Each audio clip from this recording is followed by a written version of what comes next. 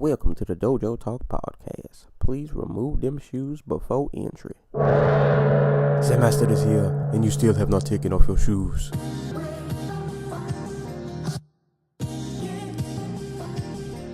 Yeah.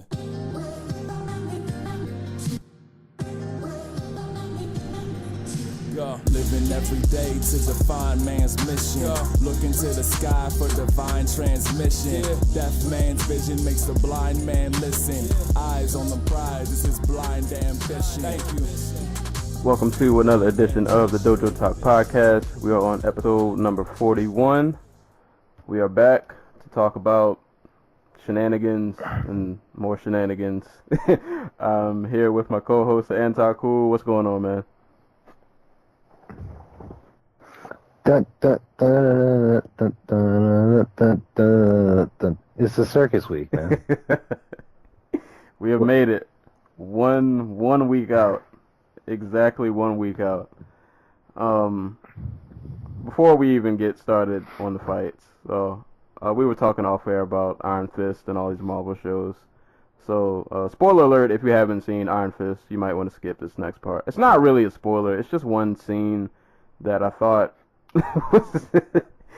oh my god. So all right, just a quick mini rant. Like Iron Fist, to me overall, it's not a bad show, but like if I was to rank the Marvel shows, this definitely comes in last for many reasons.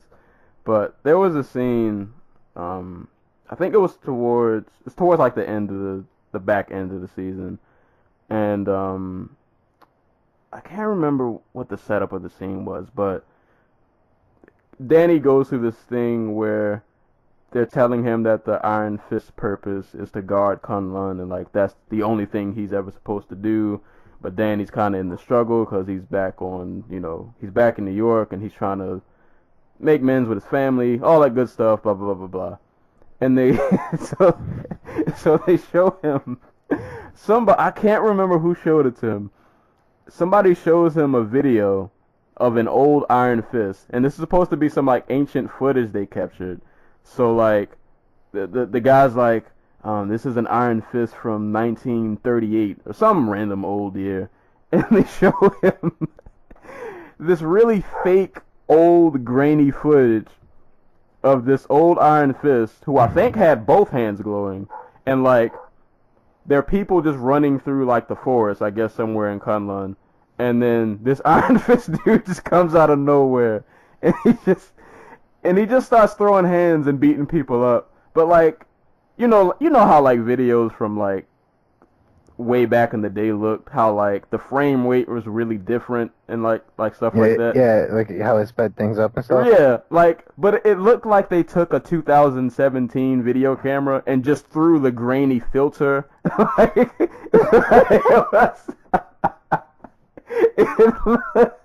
It looks so terrible. I spent all day thinking about that scene. I was like, that might have been the corniest thing. I don't know, man. That scene was, I don't know, man. Like, I like the show. It's decent, but they have some real questionable moments, and that moment right there, man, when I saw that footage, I was like, oh my god, that wasn't, it would have been better off if you would have just explained it instead of actually showing him the footage, because I thought it was terrible. If I can find a link, I'll just send you the, it was bad. It was so bad. Oh my god. Like, I've only seen 2 episodes of Iron Fist. How far along are you? I am currently I have 20 minutes left in episode 12, so I got like 1.5 episodes left. Alright, I'm not sure. Did he get swatted yet? I don't think so, did he? Did he kill the dude yet? No, nobody died. The only people who died have all come back to life, so nobody's permanently kicked the bucket yet. God damn it. Yeah. I don't know. I've only seen 2 episodes of the whole thing. For all I know, I watched the last 2. But it's hilarious because you could tell like different parts of the story where like different people in the production just gave up. just straight up stopped caring. This show, like, compared to all the other, it feels really rushed. Like they wanted to, like, everybody was so happy for Defenders to come out, but they were like, oh man, we still got to do Iron Fist. So they just kind of like threw something Like together. Iron Fist, it was doomed from the jump because people didn't like who they cast as Iron Fist. Didn't help that he's absolutely freaking like not good. He is not a good actor. I'm sorry, he's not a good martial artist. He doesn't look like a martial artist. He doesn't move like a martial artist. It's yeah, and I will say, because some people were telling me like they thought that I would enjoy the fighting in the show. I mean, the fighting's not bad. It's pretty good, but it's not better than Daredevil. Like Daredevil by far had, out of all the Marvel shows, had the best fighting choreography. Like that choreography was better than most Hollywood movies I've seen. But yeah, Iron Fist, man, y'all gotta. I'm sure all these shows will get a season 2, but Iron Fist, man, y'all gotta get it together. Let's not do any more 1930s grainy footage with 2017 cameras with grainy filter to try to. I know it drives up the production cost, but come on. Right. Y'all ain't telling me they have one of those cameras just sitting around somewhere. Yeah. Dust it off a little bit. It was so bad. But Marvel aside, yeah, man, one week out, a fight that I didn't think was gonna become a thing. It became a thing. August 26th, Mayweather McGregor. This is going down, and between like the last time we even mentioned this fight up until now, there've been so much shenanigans. We've had a press tour. We had media workouts. Yeah, media, quote unquote workouts. I'll call them media. I'll call them media movement. I don't even know if they. Oh my god, dude! Boxers have no idea who boxing fans have no idea who Elo Pertal is. Oh yeah. Oh, boxing doesn't. They don't do. I'm guessing movement coaches. Yeah, so I'm guessing boxers don't. They don't do movement coaches. That's not a thing there. Oh my god! I want freaking. Who do they have on commentary for the fight? It's gonna be. It's 100% Paulie's gonna be there. Oh, I don't know. I don't know who's. I think they announced it too. I should have checked. I'm not sure who's actually officially announcing. Because I just want to fucking hear Paulo Malignaggi quote Elo Portal and just be like, "You wouldn't scare a hooker with a cock." Oh boy. Yeah, this fight, man. And then we had the whole Connor and what's the other boxer's name? Paulie. Yeah, that whole. Oh my god, it's Carl Froch. Oh wait, it's Sky Sports. Never mind. I thought it was Carl Froch and Dan Hardy. Well, they're gonna be doing the Sky Sports UK version, which is probably the version I watch because I ain't paying for this shit. Oh man, yeah, I don't know if I'm going out for this either. I've been invited to a fight party and I'm undecided. I'm not gonna lie though, I'm leaning towards going to this fight party only because I want to experience this with other people. I want to experience this with people who only know Mayweather and McGregor and don't understand like the differences between the two in terms of like what it takes to be an MMA fighter, what it takes to be a boxer. So as the fight goes on and they have like no idea what is unfolding in front of them, I just want to see the expression change in the room. Like the atmosphere goes with this joyous, raucous. Oh my god! I can't believe this is a magical thing we're seeing. We're gonna see this big competitive fight, and it's gonna sell 5 million pay-per-view buys, and then it's just like Floyd Mayweather basically playing with a dude in the gym for like 12 rounds. Right. Yeah, see, I'm gonna be around like actual like fight fans, so but I'm pretty sure it's still gonna be entertaining in some weird, strange way. But it'll be like Bellator 180 type entertainment, you know? Yeah. Yeah, pretty much. This is this was the most of what we could have expected, and it's hilarious. Like, speaking of theater, I'm actually glad you brought that up because I went to the theater to see Bellator 180. For a brief moment, I considered going to the theater to watch this fight until I found out that tickets were it's like $40, I think. Don't you dare give these people your money. How dare you? I almost thought of it because I had so much fun watching that Bellator card, and I was like, this might top that, but yeah, $40 for a movie ticket, no sir, no way, not at all. Well, at least the people there will probably get like a better night of boxing. Like Gervonta Davis is on the card. Other people, the only woman to have ever beaten Carissa Shields is going to make her pro debut on the card. Sean Porter was on the card, but a family member died, so he's off. So like it's a real boxing card underneath it. I'll give it that. He didn't do the obvious, terrible, awful thing he normally does and put Ishe Smith on the card. Literally the most boring boxer on earth. So this is basically, this is like Bellator kind of. This is like a Bellator boxing card. You throw in basically. Yeah, you throw in great talent, but you just headline it with a freak show. This is like, yeah, this is all those cards that Kimbo headlined, basically.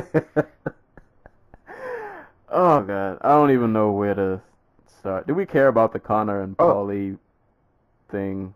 Whatever. I care as much as that's probably going to be Conor's next fight. See, I'm still like novice boxing knowledge. I know Paulie was a boxer. How long he's been retired though, right? Here's the thing. He retired before this string of inactivity, but then somebody paid them big money to go fight in Italy. I think he's like the last big Italian descended boxer right now, in recent years anyway. Hold up, let me see. He fought literally in March. I remember now, he got knocked out by Sam Eggington. He retired in 2015 for like a month after he lost to Danny Garcia. And then he went to go fight in Milan. And then he kept going. Oh, hold on. I think I saw that Garcia fight. He got tooled in that fight, didn't he? No. Yeah, he got actually like the shit beat out of him. Okay, yeah, I think I might have saw that fight. I think I did see that fight. Point being, like, Paulie has been past his prime well before he retired. Like, he's been out. He has not been like a solid boxer since he basically beat Adrian Broner and Zab Judah. Like, I know he lost to Broner, but I thought he won the fight, so whatever. And that was like 4 years ago. He's been shot ever since, basically. Do you buy into that him and Conor was like, that whole thing was just publicity for the fight? Or you think this is like... I think Conor played Malignaggi to a T. And Malignaggi, while an amazingly talented analyst, is kind of like a dumb person in real life. And just will continually walk into the rake that is at his feet and let it hit him in the face. Because if he had said nothing about, like, if he had just said it was a shove, they probably don't, like, feel pressured to release the training video. But this man literally tweeted about it 50 times in one afternoon. Like, that's not an over... Like, I'm not over-exaggerating. No, yeah, it's not, yeah. I was on Twitter, and I was watching people that I follow retweet, like, all of his tweets, and I was like, dude, let it go. Like, it's like the ultimate I'm not mad. Like, I'm not mad, but... Right. But here's a tweet storm freaking Kanye West could not even match. Like, well, I mean, I guess I get it. I'd get it if he wasn't so dumb about it. Because, again, this probably never comes out if he doesn't go on this, like, mini media tour promoting the fact, like, this controversy. I feel like it's because it's Conor. Like, I feel like if this was anybody else, he probably wouldn't have. Well, he's doing it because he's a prideful dude. Like that's basically it. Like it's Conor provoking him, but he's falling for it, dude. Like Conor setting up that next money fight. he's not coming back to the UFC. Has always been Conor's strength. I swear to God. Like I remember, I don't know. A long time ago, not a long time ago. What the fuck am I saying? Back when CM Punk left the WWE, he did this like 2-hour long interview with his boy Colt Cabana about like why he left, why he refused to go back. And one of the things he talked about was he had to work with like he was always while he was in the WWE, he was always looking for the next dude to work with. Because if you don't have somebody to work with, you get left behind. You know what I mean? Right. And as much as like purist combat sports fans don't want to admit it, the WWE isn't like its own thing. Everything that they learned about psychology and like how to play crowds and like how to draw business comes from like learning it through actual combat sports. And that's why guys like Conor and Floyd make millions of dollars, because they understand that. And they understand how to manipulate these other dudes into like just falling in line with them. Remember that first world, not media tour, they did that whole big conference thing with like the next like 15 main events, and they were all sitting on stage, and Conor took turns like poking fun at all of them. Oh yeah, he was planning. That's why if Conor and Woodley, or if Woodley's still champ, assuming, but like if that fight's happened, he planted the seed for that like a year or two ago already. Like, dude, yeah, he planted seeds with everybody. Everybody, yeah. It was Woodley, it was Cerrone, it was like you have to like if this is the show, like you have to do it. Yeah, I'll give him that. As much as I'm not like a fan of the antics, he's mastered how to play the game. Like he knows how to position himself to get just anybody. And people, yeah, like I said, people will bite because he's just Conor, because people hate him. He's annoying. He's annoying, and he's fucking famous. Like right, the face of combat sports right now. Yeah, a million people will buy, no matter who's on the other side of the damn cage, or ring in this case. It's crazy that he talked his way into the fight. Like, I can't think of anybody else who pulled off something so lucrative in a fight where they realistically probably don't have more than like a 5% chance of winning. I was gonna say, if you want to talk about people who pulled like, who are just like pulling grifts and shit, like we just gotta look on the other side of the ring. Like we talk about how Conor like conned himself into a 9-figure check. Like, let's talk about fucking Floyd. Good God, this man is going to make $1/3 billion. It's probably going to be a hell of a lot more than that, because he's betting money on himself to win. And everything he's done in the past, since, even including the freaking world tour, was to push the line closer together. So that when he bets $25 million on himself, the payout's just fucking larger. Like, yeah, he has grifted. he took the easiest 50-0 that anybody's ever gonna get. He took the easiest $500 million that any man will ever make. Oh man, think about it like this: Floyd has the top 3 pay-per-views of all time. One is the Pacquiao fight. One is the De La Hoya fight. One is not the Hatton fight. What the hell am I talking about? One is the Canelo fight. Everybody hated those fights. They hated every second of those fights.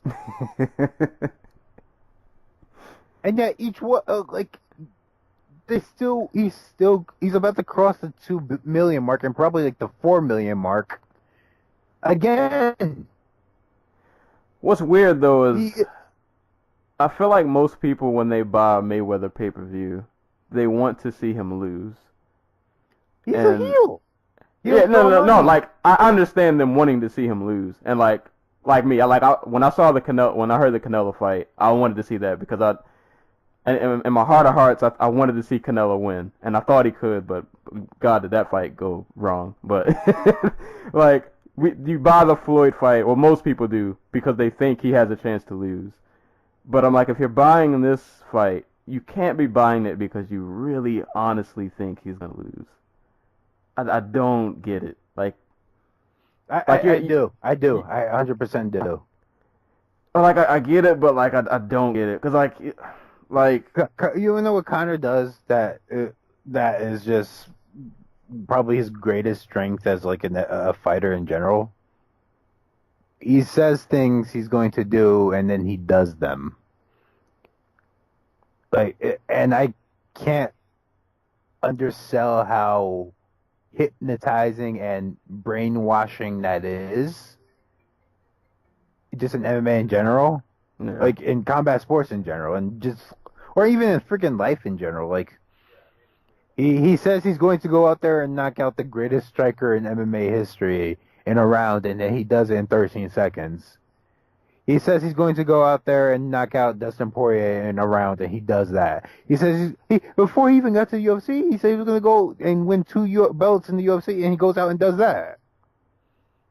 Like, I understand why there is so much passion and belief in him. I get that it's blinded people who think that boxing is just like is hella basic.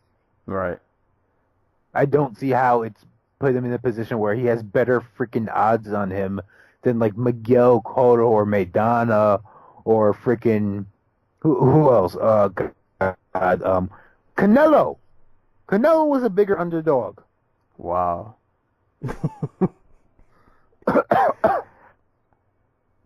He's made some potent Kool-Aid. he's he's made the most potent Kool-Aid ever. And yeah, you know what the scariest part is?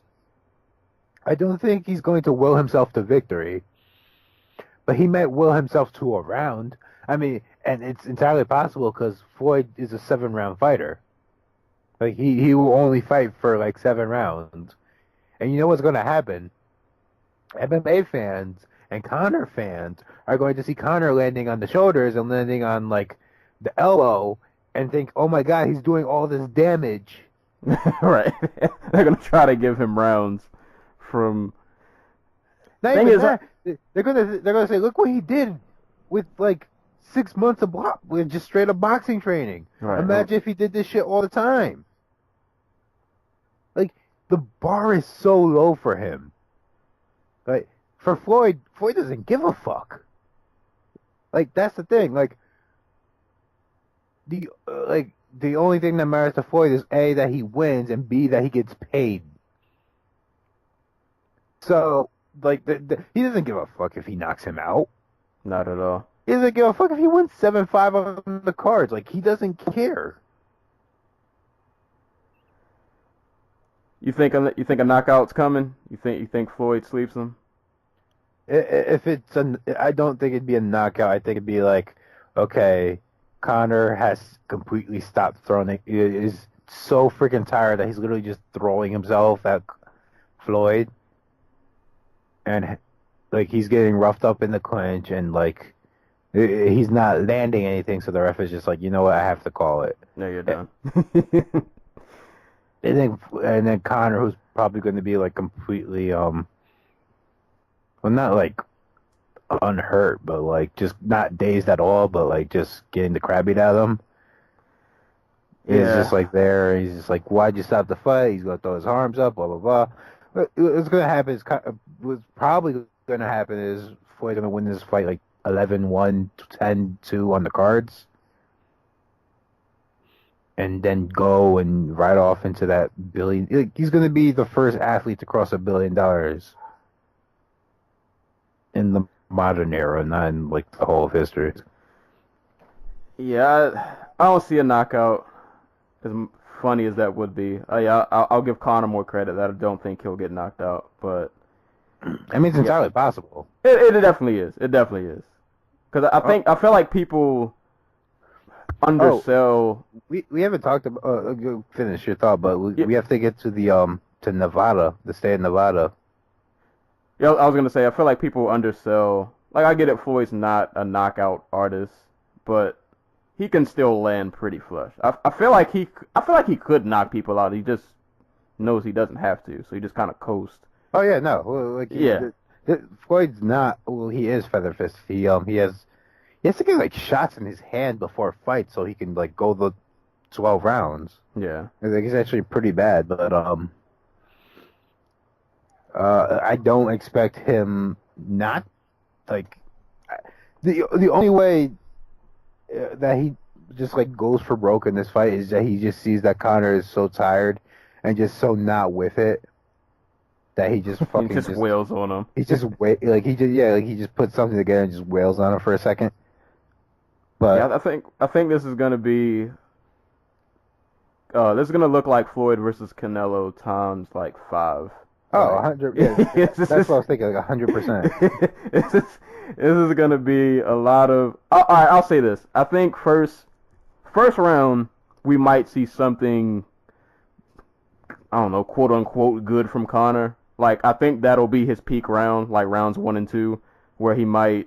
I don't know. Maybe he'll land something. It won't do any significant damage, but he'll have that moment where it's like, oh, maybe he does belong in here. But it's going to be one of those short-lived moments. Like he'll have 1 or 2 good punches, and then it'll be the rest of the fight. It'll just look like Canelo. He's going to swing.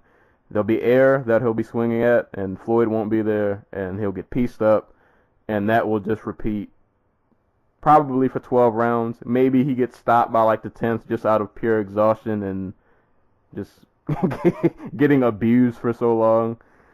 But I foresee a lot of boos and a lot of disappointed people, and I can't wait to go to Twitter just after this fight is over.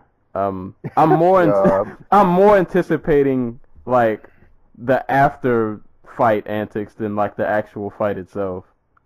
So I expect like 4 different types of backlash. We're gonna have the obvious racist backlash. So like just like a whole bunch of Floyd's calling Floyd like a coward and the N-word and blah blah blah and like all that good shit. Then we're gonna have like the MMA backlash where like this is boring. Conor should defend the belt. Blah blah blah. And then we're gonna have like old black man Twitter where like all the old black heads are like fucking boxing experts. Yeah. And they're gonna be like beautiful fucking display. Like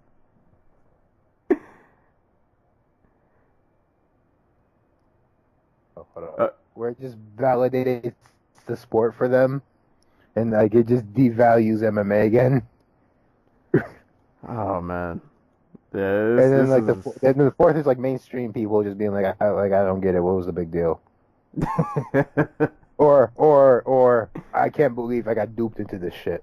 Oh man, that's what I'm waiting for. That's what I'm telling anybody. I don't have a lot of Twitter followers, but I'm gonna be on a hunt that day.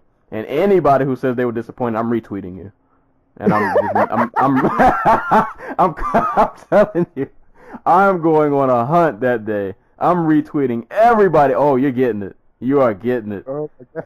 I'm coming for everybody. If I see anybody who retweets, oh, I can't believe oh, I'm getting you. You gotta change the name for that one, man. For the day. Just like it's like Trump. It's like Trump regrets, but it's like Floyd Mayweather. Right. Mac regrets. Oh man, I'm coming for people that day. Just like you're gonna quote them, be like, what the fuck did you think was gonna happen? Right. Like, I can't wait to just have those Oh, and I got so many bet. Oh, I feel like these bets. Cause I have people at my job who've been betting on this fight. I feel like nobody's really gonna honor these bets, but I can't wait. I can't wait for the aftermath. All right, so real quick, Let's talk about the state of Nevada very quickly. Nevada, like what the shit?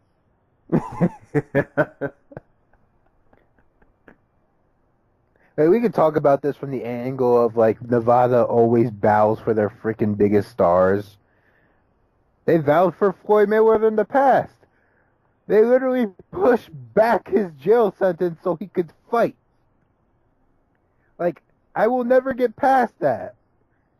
They pushed back this man's jail sentence so that he could fight, so that he could generate money for the state of Nevada. Hey man, the green. Dude, oh my does. God. I just That's what it remembered does. something. Do you remember when crap, I can't remember which MMA event it was. I want to say it was Anderson popped, but that's not right. It might have been when Diaz popped and they were doing that. But do you remember I remember Fight Pass was out. I remember cuz I watched it live. So, I want to say in the Showtime lead up for Canelo, was it the Canelo fight? One of those fights. Floyd Mayweather was in the gym, and what his gym does is they have all the young guys fight off, and they go rounds until one of the guys quits. So like they'll do 3-minute rounds, 3-minute round, 3-minute round, and whoever quits, that's when the sparring ends. So it's young guys versus veterans. Like the veterans are obviously just whooping ass on the young dudes. Right. And while this is all going on, everybody in the fucking room is just smoking weed. And this is on the Showtime version of this. What is that? Is it All Access?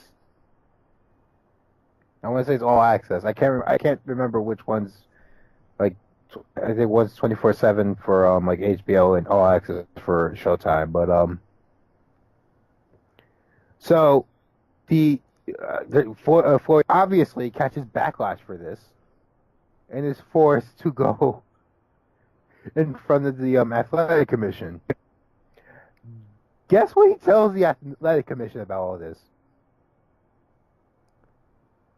That's gonna be the most Floyd thing ever.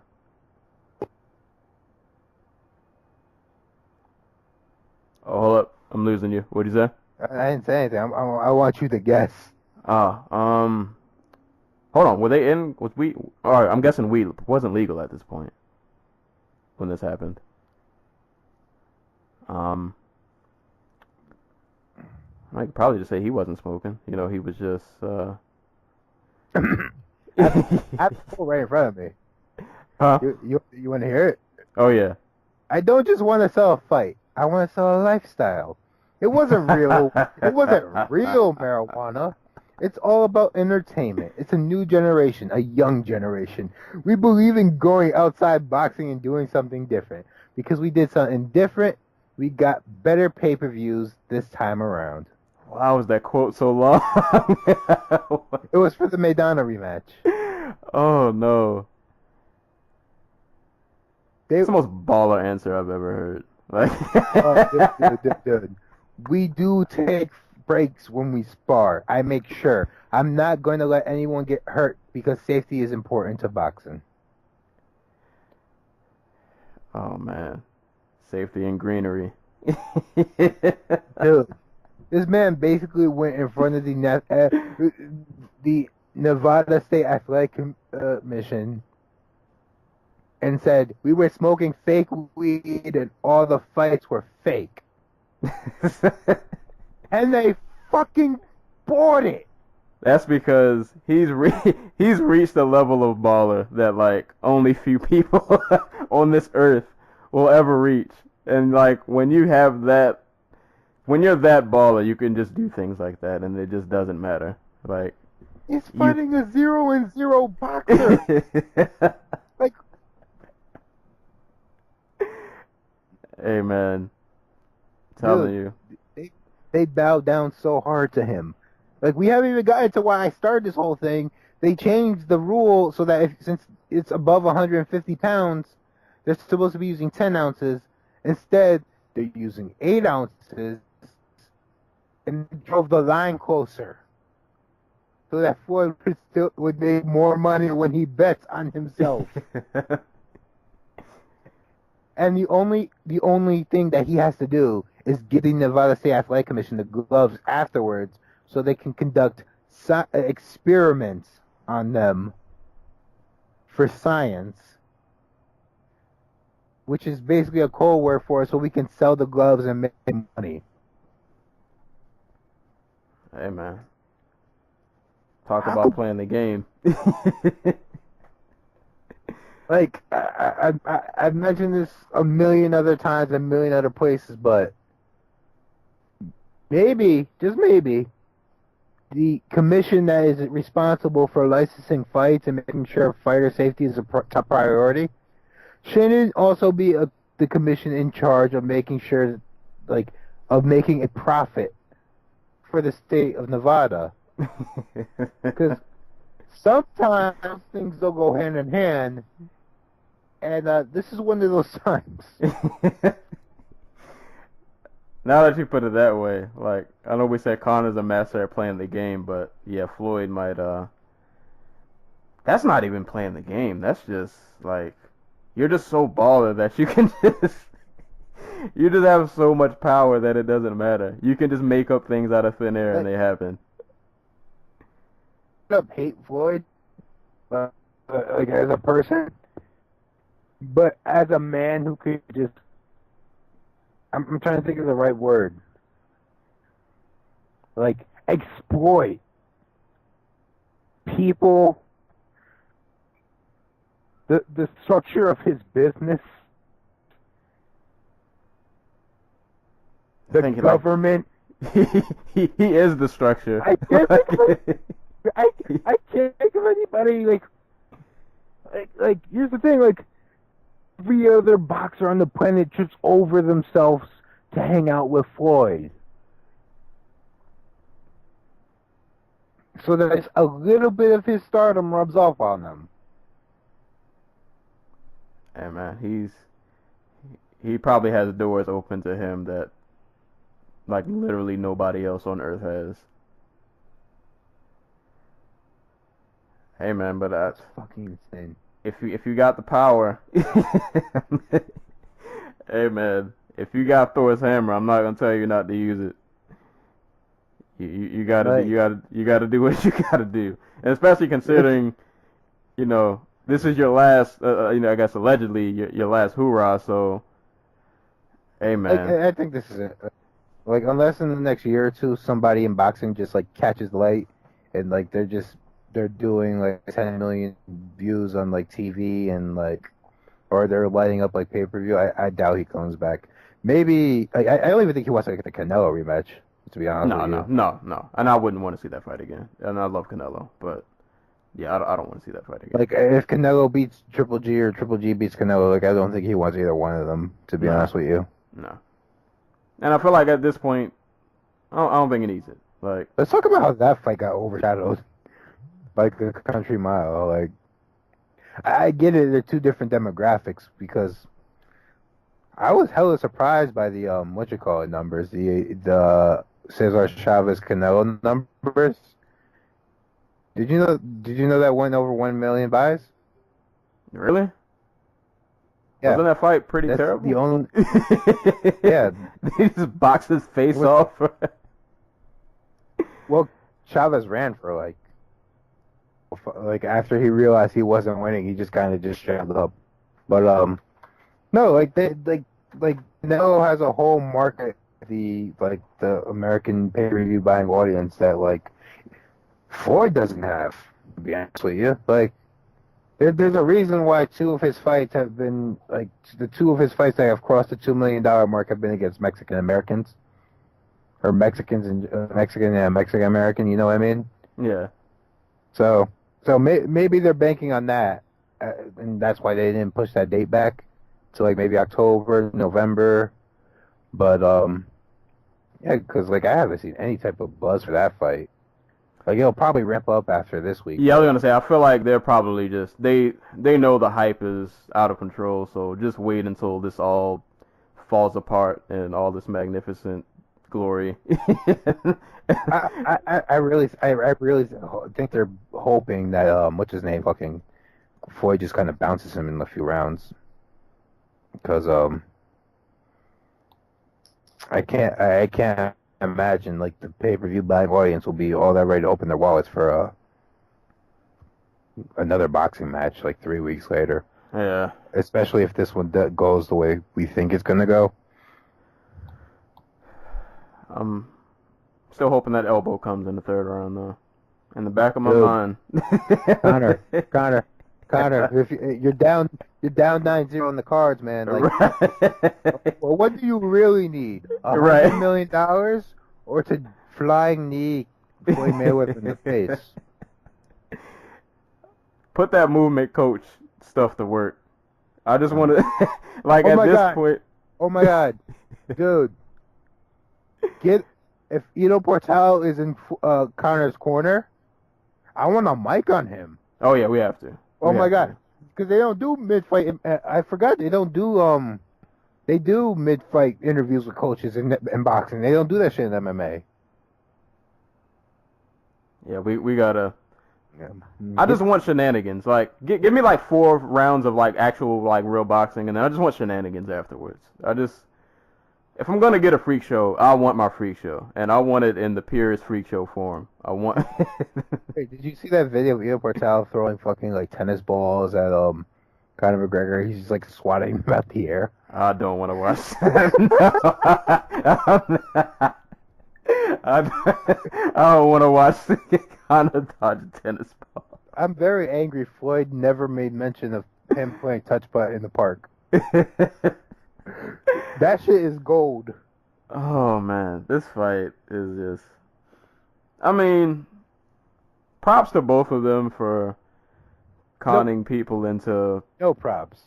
All the shame on the people. No, I'm gonna give them props because they're pulling off. This is one of the greatest heists that we're about to witness. One of the greatest heists ever pulled off, and they're about to do it right in plain sight in front of everybody's faces.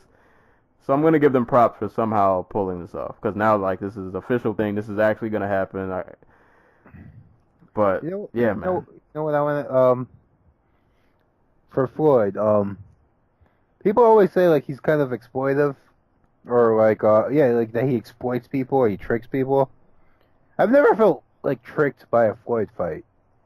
Like ever since he's moved up to like 147, 154, like that area, I kind of feel like I've always known what I was gonna get. You know? Yeah, yeah. I feel like at this point, like you. Like after the I don't even know which fight. Like after, I guess the De La Hoya fight, like you kind of figure this is just who he is now. Like he was murdering fuckers in like his young career, where he was at like the lower weights and like fucking Ricky Hatton and all those dudes and Diego Corrales and all those guys. But but like for the past 10 or so years, I kind of feel like I know when I was going to get with Floyd. Like the Canelo fight, it didn't bother me. The Pacquiao fight, I kind of enjoyed because he just shut down like this amazing, like the most amazing offensive fighter of the past like 15, 20 years. Like the Cotto fight, the Marquez fight, like these are fights where I knew what to expect when I got into them, and I never felt conned. The McGregor fight, it is the ultimate con job. Man, a large part of this is because if like Floyd was Triple G, like this fight wouldn't be happening. You know what I mean? Not because like Conor wouldn't want it to happen, but because like there'd be no type of interest in it. Because like I think a part of like I want to see Floyd lose type attitude that we see so much is, one, because he's like a shitty human being, but two, a large part of it comes from the fact that like he just kind of goes the distance. Like you're always gonna have 12 rounds with him, and he's had really close fights, even in fights where he won every single round basically. Like the Canelo fight was a majority decision. Like one of the judges saw a draw because Canelo was throwing punches and they were missing, and Floyd was landing clean, but Floyd wasn't landing a lot. He wasn't landing like all throughout the round. He would like save his energy for like the last minute of the round and then unleash on somebody or on the Canelo. Like we see. Yeah, a large part of this is like Floyd's just not a finisher. I don't know. We could see a finish. I don't think it'll happen, but if it does, I would not be surprised at all. If And ladies and gentlemen, in the unlikely scenario that McGregor wins, I hope y'all ready for that Canelo Triple G call out, because you know that's happening. He's already laid the groundwork for that. He was on Bloody Elbow or ESPN or wherever the fuck talking about how he didn't like either one of them. So he just plants seeds everywhere he goes. Yeah, I guess just final thoughts on this fight before we move on. Yeah, 49-0 versus 0-0. Yeah, I'm gonna go 49-0 because common sense tells me to. I feel like this fight shouldn't count. It probably shouldn't. And I mean, I'm pretty sure there's one person out there who's really, really rooting for Conor. Listen, I'm not gonna tell you who not to root for, and I'm not gonna tell you who not to be a fan of. I'm not gonna tell you he doesn't have a chance to win. I also have a chance of winning the lotto, of being struck by lightning But twice. let's put this into perspective, though. Me and you have a chance to win because Floyd's still human. Right. But that's right. basically it. Yeah, that's basically it. And listen, not to sell Conor short. Listen, the man, he's in his combat sports career, not including boxing, he's done some great things. You know, he's definitely he's earned his spot, though, somewhat, sort of. He hasn't defended his spot. He's one of the greatest fighters ever. Yeah, he hasn't defended his spot. Short resume. He has a short resume, but I will defend him being one of the top 20, 15 fighters ever in MMA. I'll go 20. I won't go 15. But that's another argument for another day. But yeah. I mean, point being, he's earned his spot. He's beaten most of the people minus the 180th fight. He's beaten everyone who's been in front of him. He's taken a lot of souls. In MMA and boxing, he has done nothing. I repeat, he has done nothing. I can't emphasize that he's done nothing. And quick side note back to the Paulie footage. I don't know if you guys were looking at technique. There's a difference between fighting Paulie and fighting Floyd. I'll just throw that out. I feel like a lot of people who are rooting for Conor don't watch Floyd fights. Or like they watch them, but they don't watch them. Like they're not. You know what it reminds me of? Like, remember back when JDS was like the best boxer in the world or whatever, and he was like, "Oh my God, he's the greatest MMA fighter of all time," and people were talking about he was such an amazing boxer. Yeah. And he called out the Klitschko's, and he was like, "I could beat them." And this reminds me of like back then when those like the MMA fans were like, "Oh, he could totally beat the Klitschko's because JDS is a killer." Yeah, MMA and like especially with the popular dudes, there's like this attitude towards being a knockout artist, like being a finisher, that does not translate into boxing. Yeah. Where it automatically makes you the better fighter. Right. Yeah. And I think that's just part of the way the MMA is promoted, though. Like, there hasn't been a great enough variety of guys to where we can be like, oh, there's an audience. Like, do look all the hate and vitriol that freaking GSP got during his career. Right. For being pretty much a technician. Yeah. Like, he was popular with the mainstream, but, like, with MMA fans, like, he was diverse as shit. So, It is what it is. It is what it is. But it goes down next week. We'll definitely we'll definitely be back to talk about that fight when it's over. So yeah, this week's gonna be really, really, really, really interesting to say the least.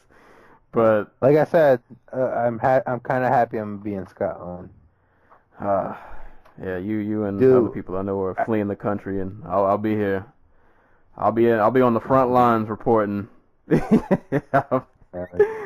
I'll be on the front lines. So when I don't know if I told you on the podcast or not, but when this fight was first announced, there were guys talking about it at my job, like the typical, oh, I played high school baseball 20 years ago, Right.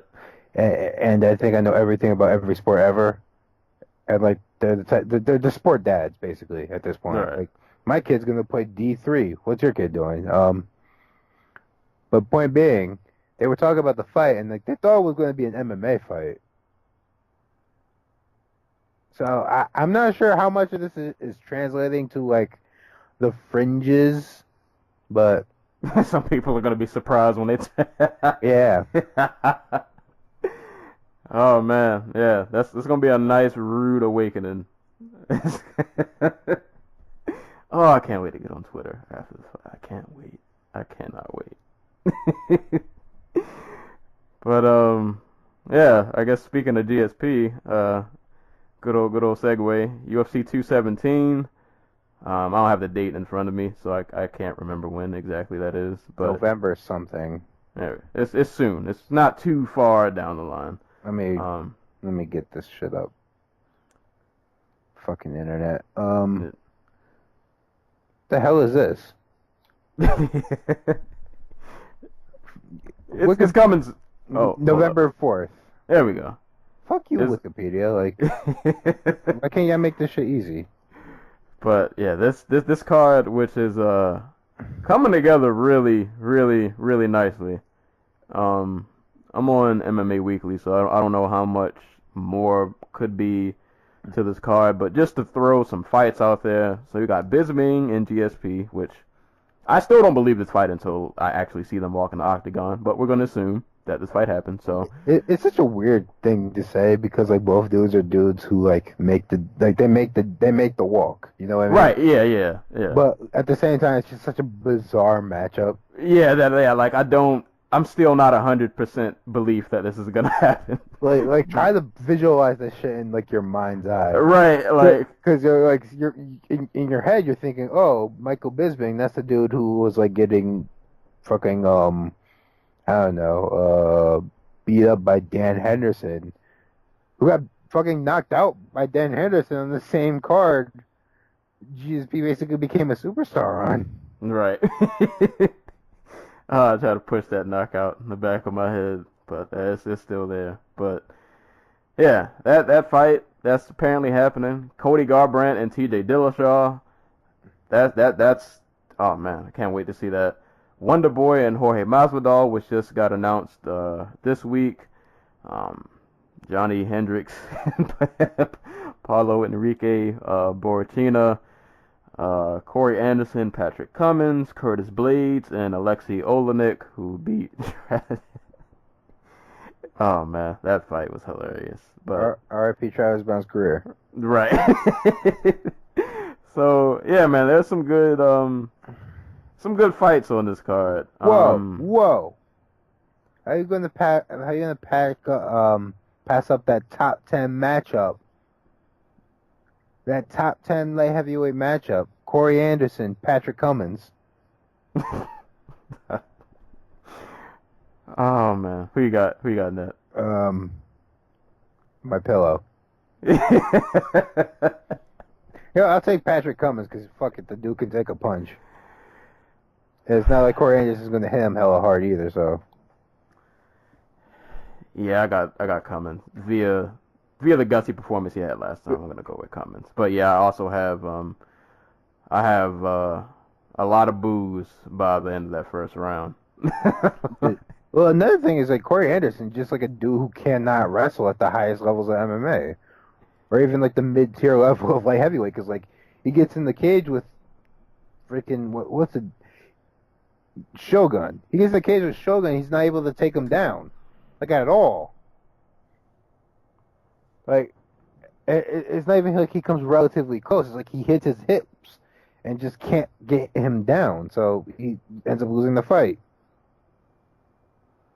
because he gets knocked down twice. But yeah, that fight is what it is, I guess. Oh, but just one other one that you didn't mention. Ayman Zahabi versus Ricardo Ramos. of that and Gadzamurad Antagulov And Ian Cutelaba. Cutelaba. Those are all fun fights. Yeah, like this card is actually, yeah, this is a really, really good card. I wouldn't mind spending money. Well, if the GSP Bisping thing doesn't somehow fall apart, I might have to spend money on this. Only because this main event is so bizarre. Not only for me, I have so much personally invested in this main event. I think I've mentioned this before. I'm like one of two people in the USA that likes Michael Bisping. So you and the homie Joey Knox. yeah, we're the only two. So I'm watching two of my favorite fighters, like ever, fight each other in a fight that I never thought I would see happen, and a fight that I'm not even sure who I'm supposed to be rooting for or what I even want to happen. I just don't. I'm just gonna watch this and just see.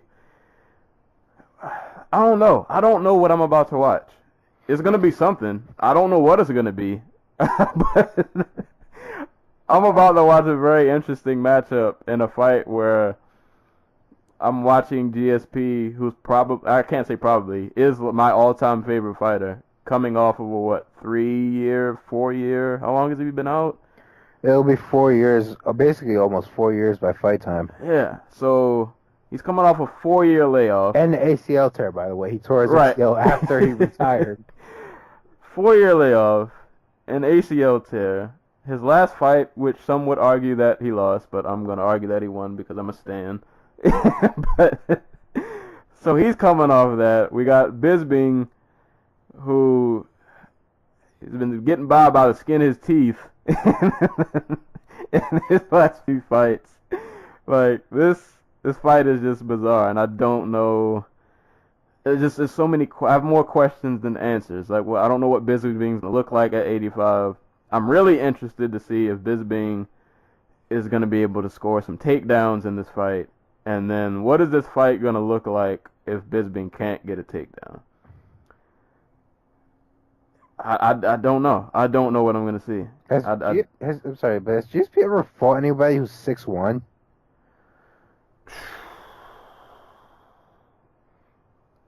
No, Condit's not 6 foot. He's probably like 5'10". He's tall, but he's kind of lanky.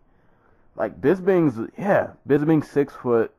He's a pretty sizable middleweight. Especially compared to GSP. Oh, Condit's 6'2". But like, yeah, but Condit's he's a really skinny. Not to undersell because I love Carlos Condit. Yeah, but, no. But yeah, Condit's like more wiry than like. Yeah, like Bisping has some size and some meat on his bones. And he's probably a better boxer than Condit was. So yeah. Or at least a more consistent one. That and his gas tank doesn't fade. He doesn't. And I feel like people undersell this about him. This man is amazing at taking punishment and still having energy to even finish a fight. I feel like his endurance is just it's not human. How somehow he still, even if you think he lost, the fact that he's even still standing after some of these fights is crazy. But yeah, I don't know who. I feel like I can't even say common sense. I feel like I should. If somebody was to put a gun to my head, I would pick Bisping. Probably. Yeah. Stan. I would probably pick Bisping because I think if GSP can't get a takedown, Bisping I think betters him in stand-up just via Chris boxing, I don't think GSP knocks him out unless somehow we see a return to vintage GSP, like GSP that fought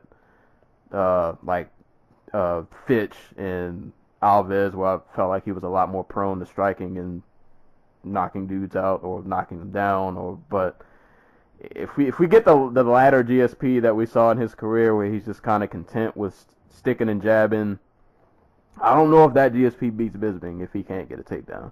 Mm. So yeah, I don't know, man. This fight is interesting to say the least. How you got this playing out? So I don't. After 4 years off and another ACL tear, and this dude was not in fight shape as of a few months ago. Did you see the video of him just in the gym with his shirt off, just kicking pads, and you got a little pot belly going? No. Don't get me wrong, he's probably still in tremendous shape compared to the average Joe, but Bisping's not a pace fighter in that he will pick up the pace as the fight goes on, or if he does, it's not to the degree a guy like Max Holloway does it, but he will fight a hella consistent pace for above average pace for 5 rounds. Right. And the last time GSP came back and tore his ACL and had to go 5 rounds, it was against guys like Condit and Diaz. And those are the most messed up I've ever seen. Is hit them and Johnny Hendricks. Johnny Hendricks kind of just closed it when the fight got down to the wire. But yeah, no, he got touched up in both those fights, and admittedly, Diaz and Condit are way better finishers and probably do more damage than Bisping. But you add in the weight difference, the 4 years off, and the torn ACL, is GSP going to be able to go 5 rounds against a guy who can fight at consistent pace for 5 rounds? Who's going to have 20 pounds on him come fight night? Right. Because Bisping is a decent size middleweight. He's not. Yeah. He is not not even Whitaker. I'm trying to think of just a small middleweight. But I see him having a hard time overcoming all of those. Granted, GSP is the greatest fighter of all time, arguably, and if anybody's going to be able to do it, it'd probably be him. So I'm sticking with Bisping because I feel like that's just a safer pick. He's been active. He's picking up the biggest wins of his career. He's hitting a little harder nowadays. Yeah, I guess I'll go with Bisping. It's so weird. It's so fucking weird. It's weird. I'm talking about GSP I know he's gonna lose, and I'm never. This is so strange. Yeah. Oh man, there's so many fights announced, but this next fight I definitely want to talk. Actually, these next two, this whole card, but Cody Garbrandt and Dillashaw. So I've been trying to figure out who I'm gonna pick in this fight, and I've been flip flopping, back and forth, and I still don't really know who I'm gonna pick to win this. Another scenario, if you put a gun in my head, I'm probably picking Cody. But I don't know, man. TJ just sometimes when he puts it all together, man, the dude's an animal. But no matter who wins, I think this fight will be extremely competitive. But I think the only thing that's stopping me from picking TJ is I feel like Cody. I can envision Cody ending this fight faster than I can picture TJ. TJ, I could picture maybe accumulation of damage and him just kind of maybe dominating for a while. He gets a nice streak, TKO. Cody, I can just picture he might lose a round or drop a round. He just needs one. He just needs to connect 1 or 2 solid times, and that might be a wrap. And then the way he looked in the Cruz fight with his footwork, I've never seen somebody style on Dominic Cruz. That's not supposed to happen.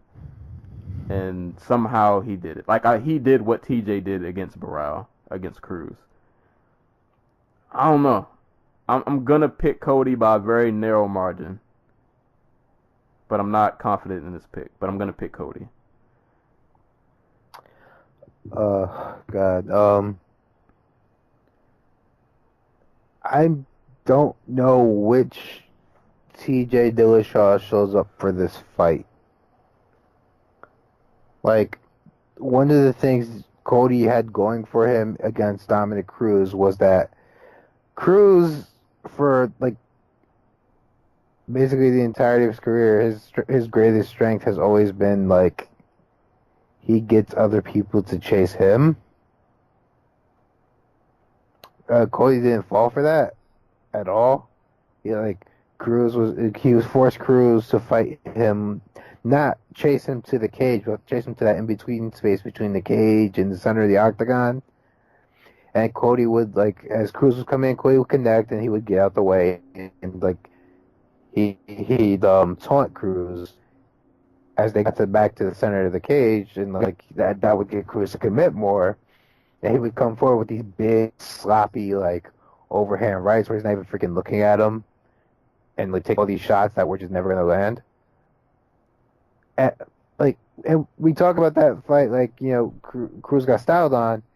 He still only lost like 48-47 on the cards. Like, I legitimately thought going into the not into the last round, but because I think I got Cody up 3-1 at that point. But like, if Cruz could get like a knockdown or anything, just like crazy like that, he could have got back into the fight. He could have got back into the fight and could have like retained the title on a draw or something like that. And like, what I mean by like which TJ Dillashaw shows up is that there's the TJ Dillashaw that fought Dominic Cruz and Renan Barão, and the TJ Dillashaw that rematched Rafael Assunção and John Lineker, you know? Yeah.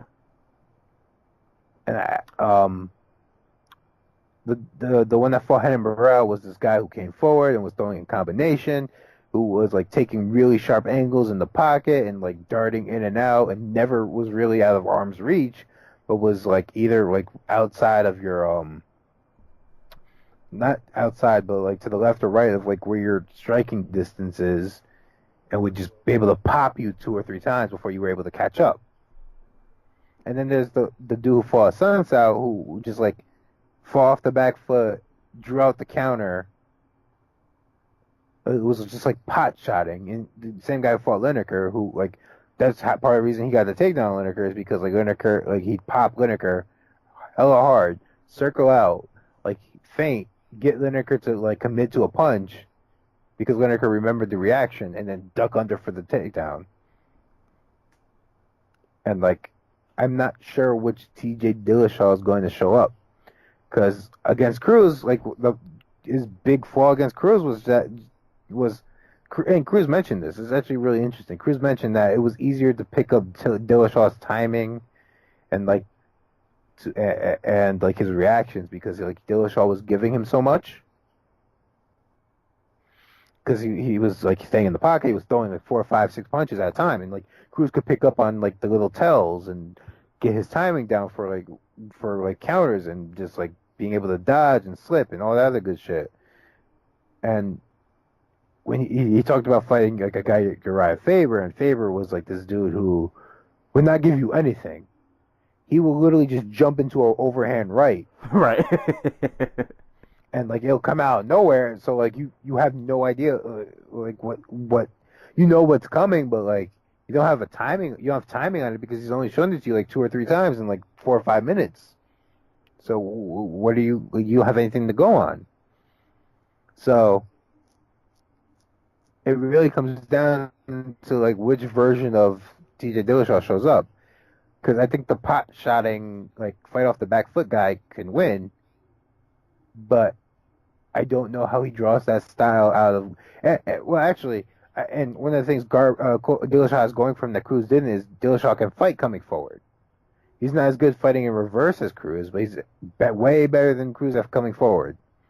So if he can get Garbrandt to commit on fakes like he did against John Lineker, I can see Dillashaw winning this fight.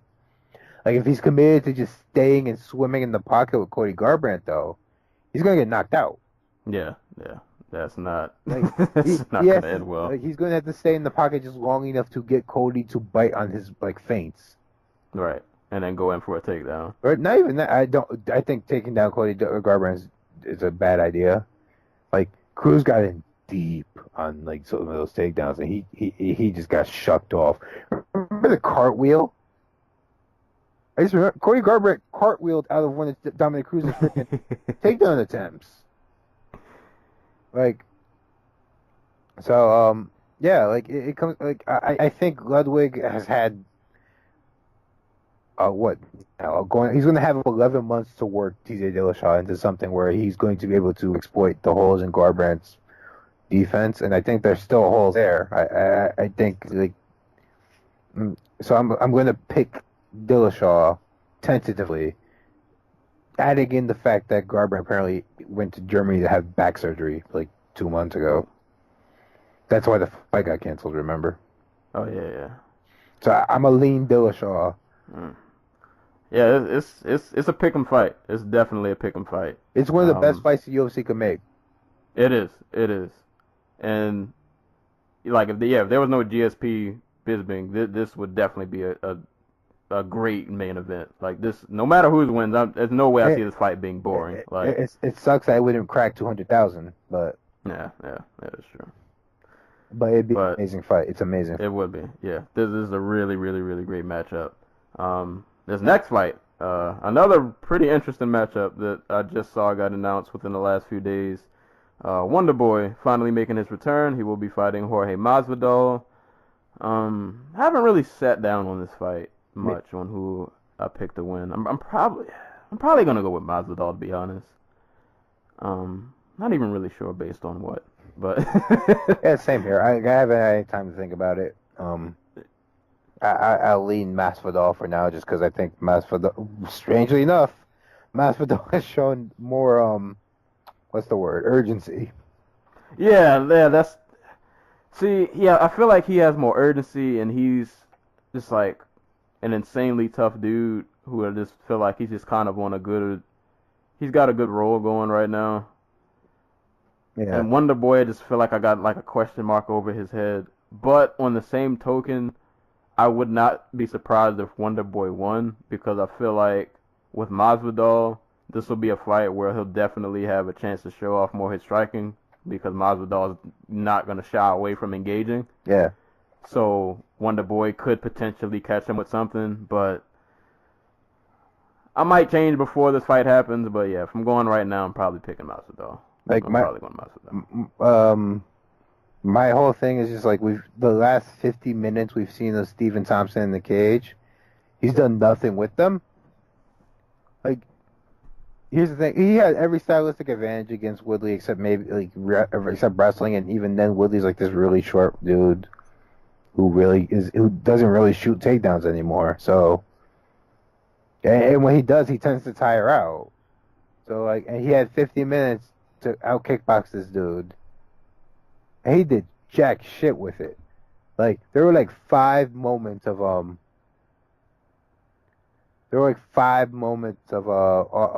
offense, 5 moments of big moments of offense in both those fights put together, and they all came from Woodley. You know what I mean? Yeah. I love Wonder Boy, but yeah, at this point I'm not sure what I'm getting now when he comes in. But wouldn't be surprised though if he somehow gets a little. Yeah, I don't know if he just like launched a head kick that just right. He gets a Karate Kid KO out of nowhere. Definitely wouldn't be surprised. You want to hop into just some of these other fight announcements real quick? Yeah. I was gonna say because I'm looking at the list. There's a lot of There's a lot of shit we haven't gotten to yet, and we haven't even gotten to. Well, let's get into this JDS story real quick. Yeah. That's what I was looking at. We can like briefly go over all these other fight announcements. Then we can talk about the Glory China card. Oh Lord. Bellator and a little Bellator before we wrap it up, I guess. All right. Yeah, you can kick off this JDS fiasco. So Junior Dos Santos was scheduled to fight Francis Ngannou at UFC 215. That fight is now off. JDS received, what are they called? Not a warning, but he was alerted that he has tested Oh wait, the story came out. Uh-oh. We He got breaking news. he tests positive for hydrochlorothiazine. Tested positive for a banned diuretic. It was a diuretic. JDS's manager was right. You saw the violation yesterday. He is out of the fight at UFC 215. Francis Ngannou, as far as I know, is without a partner. I think he's calling out Alistair Overeem on Twitter. And if I'm Alistair Overeem, I'm not checking my Twitter. I'm turning off my phone for a couple weeks. Yeah, don't check your notifications. If somebody tag you in a post, just act like you didn't see it. Dude, I'm legit serious. Turn off your phone, go on the internet, buy a ticket to like the Caribbean, and go chill for a couple weeks. Yeah.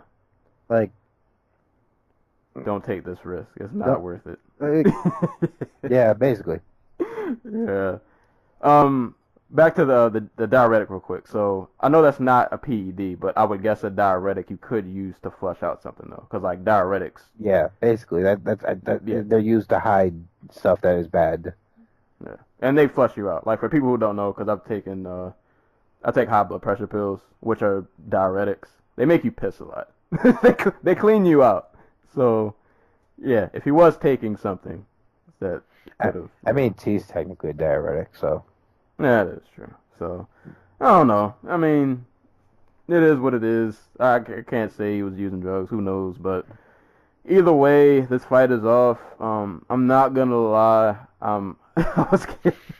I love JDS. He's probably my favorite heavyweight ever. But when this fight got called off, there was a small sigh of relief. Stops the brain damage, bro. Oh man, like Ngannou, this might be. I can't say might. I think like him and Romero, but at this point I might put Ngannou number one. He might be the scariest guy in the UFC. This guy is just. Yeah, Ngannou is like a legit, just like intimidating human being, just physically. Like imagine like a football player who just looks like he's built to beat motherfuckers the fuck up. And he literally. Like, a lot of people will, talk trash about a fight and say, oh, I'll launch them in the air. No, he literally launched Arlovski in the air. Like, feet were off of the ground. Yeah, no, he got, like, oh, God, dude. Crap. Who was the dude's name? It was Anthony that he beat? Anthony Johnson? Yeah. Yeah. Where he literally, like, he takes this lifelong wrestler. Like, he locks him to the ground and submits him. Like, like Johnson's, like, not a great fighter, but he's a lifelong wrestler who wrestled, like, D1 or D2 or something like that. And he's a fairly big gentleman. And he's a huge-ass dude. And then Ngannou brought him to the ground and submitted him like it was nothing. Like, he was nothing to him. That is fucking terrifying. And shout outs to Curtis Blades, who somehow, because he went through, that went the distance, didn't it? He went 2 rounds and the doctor called it off. Because his eye was closing. Yeah. But shout outs to him for even making it that long. Because most people just die. Like, tough as but shit, yeah. And Ngannou, man, this guy, I'm really interested just to see how far he goes. Because this dude is just freakishly strong. It is hard to say though because we haven't gotten to see a whole lot of him. But to his credit, we don't have to see a whole lot because he just kills everybody. So, he's doing his part. Like he has all those small intangibles, and he demonstrates them in ways that other heavyweights don't. Like Todd Duffy's a guy who I could compare him to, like. Where he came in, he had all this hype, and he was intimidating, he was fast, but he never had the technique or the timing or the like poise that Ngannou has. Like, and it shows itself in spades when he fights. Like his fights are always these like short things, but he is so made to do this. Right. This guy was put on Earth to be a physical specimen and to just destroy things. Like his And story is crazy. Like where he was just like a homeless dude in the streets of France after like migrating from Cameroon, and he was just like he just showed up at like this gym in France one day and was just like, "Can you guys let me train for a little bit? I'll like clean floors and shit if you let me." And like the head of the gym took one look at him and was like, "I will pay you to be big and come in the gym and lift shit up for me, and like beat people up." Like life is good if you are a big athletic heavyweight. right. So yeah, JDS may have gotten. He already had some years taken off his life, unfortunately, from the Kane fight, But and he might have just avoided even more yeah, being taken off. And yeah, for Overeem, I mean, hey man, if Overeem decides to take the fight, more power to you. I mean, if you do get the win, you kind of shut down the hype train. I'm not sure what it does for you ranking wise, but like it's a solid when you beat a guy who everybody's looking at as like a dude you probably just don't want any parts of. But I mean, Overeem, if you don't take the fight, I'm not judging you at all. I'm 110% on your side. If you don't pay your phone bill, just get your phone cut off and decide that you have other things in life that you're interested in other than fighting right now. dude, like there's nobody else from the fight too. Like Right. the rest of the top 10's booked. Tybura's fighting Hunt. Oh, we'll get to that, I guess. Olenek is fighting. What's his name? Albini. Fabricio Verdum is fighting Derek Lewis. Like, Volkov fighting Struve. Cain Velasquez is in like the ether somewhere, just chilling, like smoking so that he can wake up in the morning, get out of bed. Like there's not like a lot of options, unless they want to throw him an easy win or like not an easy win, but like a step down, like a guy like Tim Johnson. Yeah,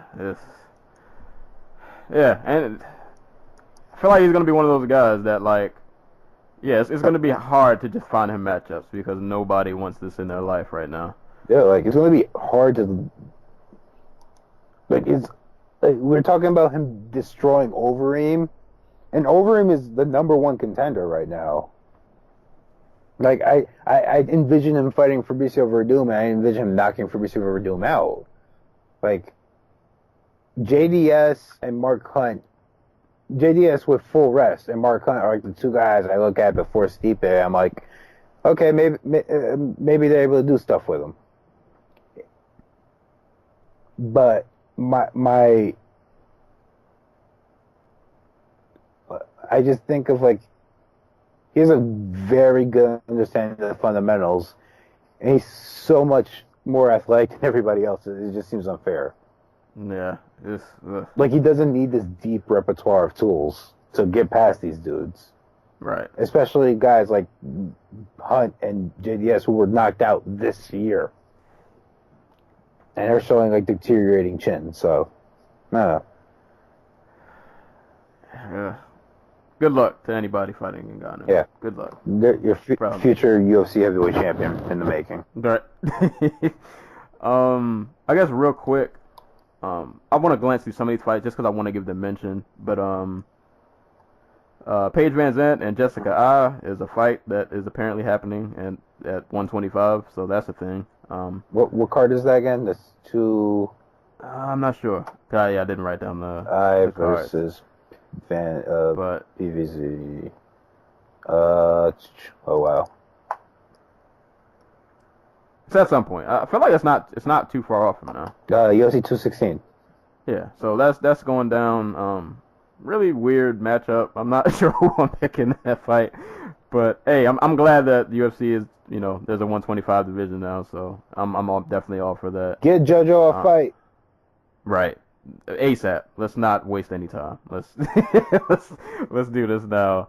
Other fights that we probably won't spend too much on, but I just want to give a quick mention. Chidi Njokuani and Andrei Korshkov will be happening in Bellator. This Friday. Oh yeah, that is this Friday. So yeah, that's a really dope matchup. I think you mentioned earlier Mark Hunt and Marcin Tybura, Struve and Volkov, which is actually the next UFC card, I believe. Courtney Casey and Felice Herrig, and I think we mentioned Arlovsky and Albini. Yeah. So just really quick, Arlovsky, Albini, Hill, Ansarov, Pettis, Poirier, and Diego Sanchez, Matt Brown at UFC Norfolk in Virginia. That is sad. When is that card? That is November, I want to say. UFC Norfolk is 120. UFC Fight Night 120. I could realistically go to that card. Do you want to see Diego Sanchez die live? Hey, man. It would be my first time seeing an MMA fight in person. Why not witness a death? Yeah, it's November 11th. I don't know. I gotta think about that. I guess real quick.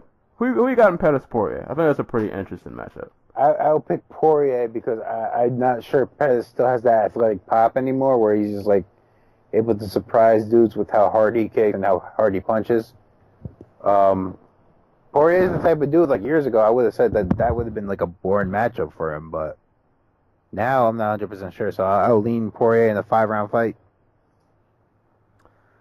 Yeah, I don't know who I got in this. I really like what I saw from Pettis and against them in the Miller fight, but I don't know, Poirier at 155. I mean, he's had a few slip ups, but dude is a tank at 155. I don't know. I don't know. It's gonna be an interesting fight. I might lean slightly towards Poirier. I wouldn't be surprised if Pettis won, but I don't know. I could honestly see Poirier ending that fight, but we'll see. I guess another fight to talk about. I guess that's happening. I guess. So where are we going? Are we kicking over to the other sport, or are we gonna? No, I'm going with Lee and Ferguson. Oh, okay. Sorry. Yeah. So we got a interim fight. It's interim type. Whatever. I'm not gonna go into it. But glorified number one contender fight. Right, basically. Kevin Lee and Tony Ferguson. All right, so real quick, I'm just going to assume, not that I've even looked into this at all, is Khabib injured somewhere? He's, after that, like, health meltdown, it was Ramadan, so he probably isn't, like, 100% yet. Okay, all right. So he's probably out the picture for the rest of the year, or at least until December or something. Yeah, because at first I was thinking, like, there was nobody else other than Kevin Lee, but then I had to really sit and think about it. Because you got Alvarez and Gaethje are booked. Trying to bring up lightweight real quick. Yeah, so Khabib is out. I'm pretty sure Nate isn't taking any fights. Michael Johnson, who just lost to Gaethje, so that can't happen. What's Barboza doing? He already beat. Oh yeah. I mean, don't get me wrong. I'd love to see round 2. Yeah, that's a fight that deserves to happen again. So yeah, I guess at this point, and with his win over Casilla, I guess yeah, he's bolstered himself up there to make his way up to this spot. So I think I've mentioned this before. I was never too sold on Kevin Lee. Same here. But I was impressed by the Chiesa fight. But on the same token, I am not betting against Tony Ferguson. Dude, Tony Ferguson is the best lightweight on the planet right now. Yeah, Tony Ferguson is an animal. He legit might be like the dude to take lightweight by the reins and just rule it. Yeah, like Ferguson. It's kind of funny. Like I kind of look at him like how I look at Holloway. Like these dudes are just scary. Like. They're just like, I look at them and I'm just like, I don't know what you do with that, man. I don't know. Dude, I think Barboza was beating the crap out of him. Right. Like, that fight was basically one-sided, but like Ferguson just broke him just by running into his fist over and over again. Like, yeah, don't get me wrong. Kevin Lee is, he's a young dude. He's really athletic. He has more talent than I definitely gave him credit for. But I don't know. And against Ferguson, you don't want to have that be a weakness. And then Ferguson just has that X factor. Like, you just don't know what he's gonna do, man. This guy's he's a wild man. But like somehow he does these wild things, but like he makes them work. On top of just being insanely tough and being able to take punishment, but still find his way back into a fight, And going for flying knee bars and. Oh, go ahead. And being the most well-conditioned fighter in MMA. Yeah, like, man. This dude went 5 rounds with Rafael dos Anjos at altitude. Like, not even at altitude. He fought at like 7,000, 8,000 miles high. Or feet high, whatever. In Mexico City. Like, have you seen the way he trains? Like, this dude is like a walking ACL. Like, he is like, the threat of an ACL tear hangs over this man. Because he trains like a. Not only does he train like a madman, like he does like all this old school shit where like with like stuff where like we've proven through science that this is bad for everything about you.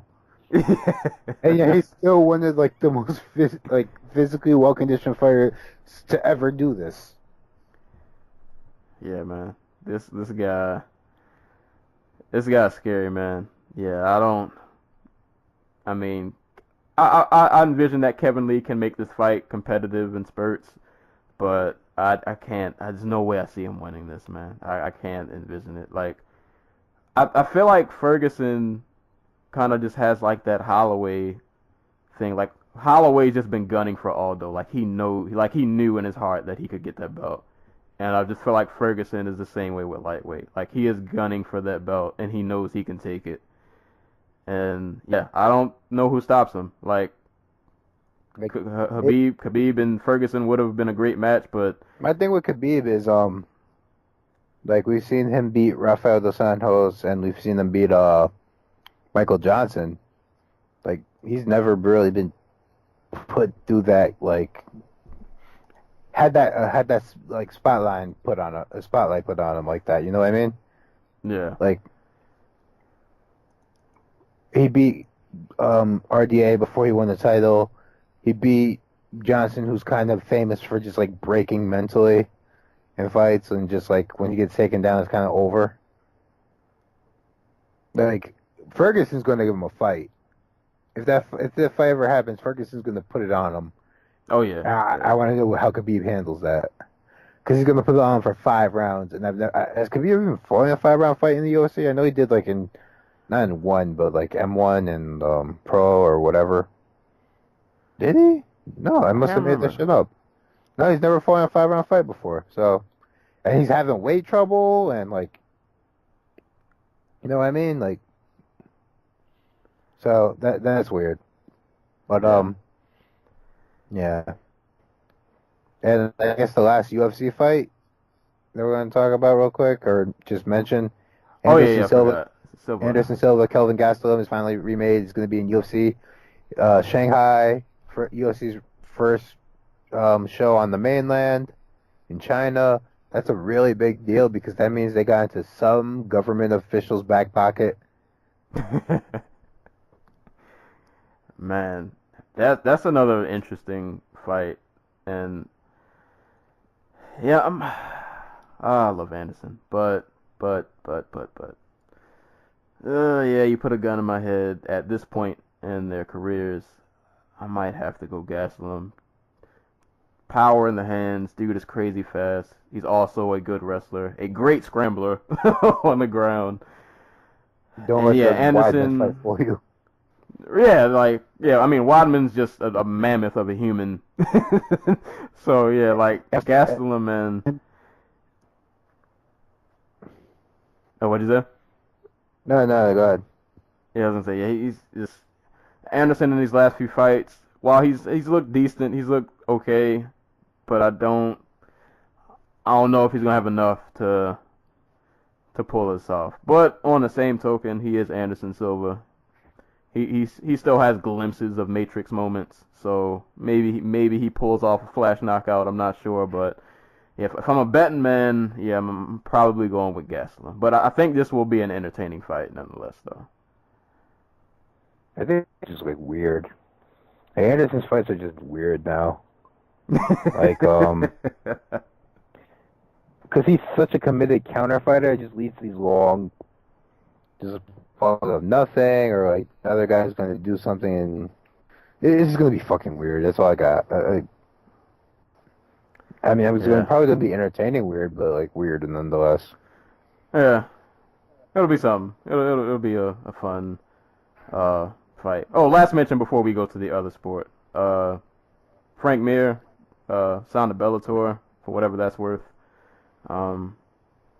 Could potentially become champ over there with the way heavyweight is going. How dare you disrespect my man Bobby Lashley like that? Or Javi Ayala, for that matter. But according to Frank Mir, he's making more money in Bellator than he did in the UFC. So, hey, man, I'm not mad at you. Get your money. And I still think, I mean, he's definitely towards the latter half, downside of his career, but he might have a little bit left in the tank. And with his ground game, he can always give anybody problems. So, hey, man, go over there, do what you can do. Get your money. Yeah. Oh, then really quick then, because we hopped into Bellator. Bellator 186, Ryan Bader versus Linton Vassell, the heavyweight title fight. Also on the card, Phil Davis and Ed Ruth. That's important because Bellator is actually going to be going to Penn State. They're going to be doing it at the Bryce Jordan Center. I spent 2 years at Penn State. I was always curious why no MMA cards would like do events there, because there's always just like Penn State dudes out there doing shit. So like I'm actually kind of looking forward to seeing what the response will be on campus, because I don't think we've seen like many MMA fights on like school campuses before. That's weird now that you think of it. Now that you mention that, I would think that would be more of a common thing. Like, yeah, especially if you can get like a dude who went to like a big school and had like like maybe what's his name? Over in St. Preux. Was he like a big deal when he was on the team? I wasn't a Tennessee Vols fan, so I couldn't tell you. But like, I would think though, like you can just sell, because students would go with that, man. What 22 to like 24-year-old doesn't want to watch? Even if he doesn't even know what he's watching, people get fight and you find out, oh, this guy was on our football team. Like, I think that's a good move though, that they're going to Penn State. That's definitely a good move. Especially when you got Ed Ruth on your roster, like. Right. Is he on the main card though? I hope he's on the main card. He should be getting around the time where he starts being on the main card. I think he's had like 4 fights now. Yeah, I feel like it's about time we. He's had 3. So he might still be on the prelims. So, which we'll see. I'm fine with actually, because like he got 3 fights. He's had 3 fights. Like, he still hasn't been to the. Oh, he went to the second round of his last fight, but he still hasn't been like in there with somebody who has experience. No. And I'm not sure he's ready for that type of fight yet. So we'll see though. That's a good move though. I like the Penn State move. Hopefully we see more like it. Like, yeah, I feel like if this goes successful, that this.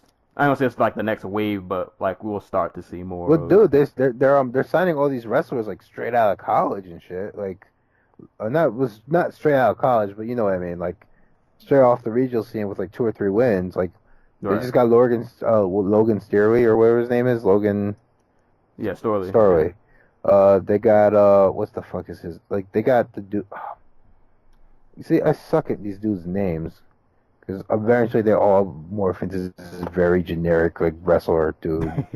The point being, they got a lot of dudes who are, like, former NCAA All-Americans. And that's been their motto, so, like, maybe that's what they're going for. Maybe they're aiming to just, like, become this touring college thing. I'll see. Like, if they could get Ed Ruth to a title shot... Whoa, whoa, whoa, whoa, whoa, whoa, whoa, whoa, whoa, whoa, whoa, whoa. Did I fucking miss this? What? Michael McDonald Inc.'s multi-fight deal with Bellator? What? This is from March. Wow. What? Really? Yeah. Was his last UFC fight that long ago? No, he like quit he called the UFC up and was like, I'm not making any money fighting for you guys. Can you guys please release me? Oh wow. Oh man, you could get like McDonald versus Don. Oh man, good fights at 135 for him. Yeah, like they didn't Yeah. need a 135 division. Speaking of which, Heather Hardy has her next fight, Bellator 180. Shit, I had it right in front of me. Fuck. It's gotta be like 180, 182. I think it's like 185. Huh. I think it's like 185 or something. I don't remember. Yeah, definitely watch her fight. It'll be entertaining. I don't even know who she's fighting, but Heather Hardy, easily the best boxer in women's MMA. Maybe like Joanna Jędrzejczyk is second. Like, we're not going to talk about Holly Holm and her boxing. So, but oh boy, so yeah, that rounds out all the news. That's a lot of fights. But one fight that got announced that I saw yesterday. universal disapproval. Yeah, I'm very literally I'm very concerned for this fight. I saw it and okay, so I can't remember what Glory card this is going to be on. Glory China 48 Oh Lord, or 46. No, when is 46. that? I want to say wait. Nope, I don't have it in front of me. Shit. Either way, it's coming up. I feel like not too long from now. So Rico Verhoeven, who by far and large the best heavyweight kickboxer probably on the planet right now. He's been on a tear to say the least for some years now. It's Glory 46 China. Glory 46, okay. So yeah, they've been scrambling to find names for Rico to fight, and somehow I don't know how this name got brought up or why anybody thought this was a good idea, but one Bigfoot Silva, who need I remind people recently fought what's my man's name? Former Bellator champ Minakov. I'm not sure if that was his last fight, but that was one of his last fights in which he did not look good in at all. Yeah, so Bigfoot somehow got his way into a heavyweight title fight with Rico Verhoeven. The same Bigfoot who has been getting just knocked out, it seems like just viciously every time we see him, is now in a title fight against Rico Verhoeven. You want to take a trip? We're gonna look at his record since he lost his UFC title opportunity back in 2013. He got into a fight of the year competitor with Mark Hunt in 2013. He got overturned to a no contest. I think it was a draw because they had elevated TRT levels. T levels, but he has 1-8 since then. His only win has come against Soa Pelede. And in those 8 losses, he's been knocked out 7 times. And that is an MMA. And I know Rico Verhoeven isn't like a big knockout puncher. But the man fights at a ridiculous pace for heavyweight. So he's just going to be pounding Bigfoot for the better part of 5 rounds. And he is a technician. Yeah. This man is. I'm not gonna lie. I used to hate on Rico because he used to beat a lot of people that I was fans of. But this guy is a technician as a kickboxer, man. Like, it's people his size shouldn't be allowed to have movement and just fluidity like it. Like, the dude is just. He's a beast, man. He is a beast. He's basically like Cyborg. Where it's just unfair how technical and athletic he is. He doesn't have the physical power that Cyborg has, domineering over the division. But come on, this isn't right. Yeah, I don't know how this fight got sanctioned. You're going to China. You could have had him fight Andre Gerasimchuk, the last dude who beat him when he fought for Kunlun fights in China. But no, you went and got Bigfoot. Yeah. And I get why. Bigfoot's a name. like MMA fans will see that name and be like, how the fuck is Bigfoot fighting for a title? Like, but still, like, I don't want to see that. Yeah. Like, literally, I'm concerned for this man's safety. Like, at this point, it's like he's taken so much damage that, like, it's almost like this isn't even cool. Like, I don't even understand how this got sanctioned. Like, Bigfoot's out here defending it because he's like, McGregor and the boxing is going to be there to try to surprise. Like, come on, man. yeah, while that may be you true, were not McGregor also hasn't been knocked out like right. 7 times in the last 9 fights. You know, he also hasn't, like, Bigfoot was never McGregor in MMA to begin with. Right. Yeah, comparison not valid, not at all. And it's like I could see if you were like on an undercard and you were fighting like an up and comer. Even then, I would still be against it. But like it would make a little bit more sense. But like you're fighting like pound for pound one of the best kickboxers on earth. After already, yeah. Yeah, I don't. I hope.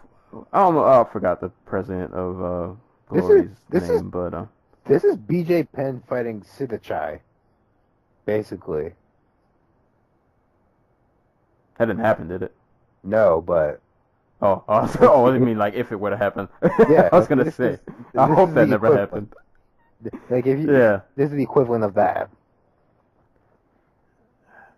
And I get it. Like for people who've never seen Rico fight, boy, is this gonna be a showcase fight. He's gonna get to do probably anything he wants to. But like, at what point do you sacrifice like the showmanship for like this man's safety? Like, apparently, I get it now. Yeah, apparently, right. Like, it's just, I don't know. It's I love combat sports and violence as much as the next man, but like, there's a line that you have to draw at some point where it's just like, do we really need to watch Bigfoot in this fight? Like, do we really need to see this? No, we don't. But if you think boxing heavyweight is thin and MMA heavyweight is thin, kickboxing heavyweight division is like non-existent. Like they literally had to bring in the Infusion heavyweight champion just to find somebody who Rico hasn't already beaten. Right. Shout out to Peter Arts. Dude, what happened to that? Like that was like that era of heavyweight was like like that was like Ali and Frazier and Norton and all those dudes and Foreman. Like that was that era of like Peter Aerts and Henry Hoof and Semi Schilt and all those dudes. That era was basically like the Ali Frazier Norton era. Right, for kickboxing. And now we're with like the scraps. Yeah, I was gonna say, I mean, and then we got like Daniel Guida, and then we had Gokhan Saki, we had Overeem. And all those dudes just bounced. Yeah, well, we got Saki back in MMA. Or I didn't say back. And Spong's off doing his boxing thing. Like I think he has a fight schedule now. I think about it. He's like 10-0. Really? Yeah. Like maybe. I was really hoping he would have kept at MMA, but maybe the dude makes an appearance on Showtime sometime in the future because he's 10-0. He's not beating anybody with a record. Like the last two he fought was 6-11, but win's a win, man. Yeah, it is, and he's a name. But yeah, Rico and Bigfoot, man, just we gotta stop this. Like, who we kidding? We're gonna watch. I'm gonna watch, but I'm just gonna secretly hope for the safety of Bigfoot that this fight somehow gets canceled before it happens, and they find some other replacement. Anybody, literally anybody else other than Bigfoot, man. Like we can't do this. We can't send this man to a grave. Just, I don't know. It's wild times. Wild times we live in, and in all of combat sports. It brings up But, the question: just trying to have an athletic commission overseeing licensing these fights. They probably don't There's care. no way. There is no way this fight gets licensed in the U.S. I feel like they don't care. They want an event. They're gonna get an event. Yeah. But we're coming up on an hour and about 50 minutes. So it's about time for parting shots and shout outs. I only got one. Or I can only think of one. My parting shout out will go to One Championship, who recently had a card that I missed, as I miss all of their cards because they always happen while I'm at work. But nonetheless, featherweight title fight, which I believe was a rematch between Martin Nguyen and Marat Gavarov, if I'm saying that right.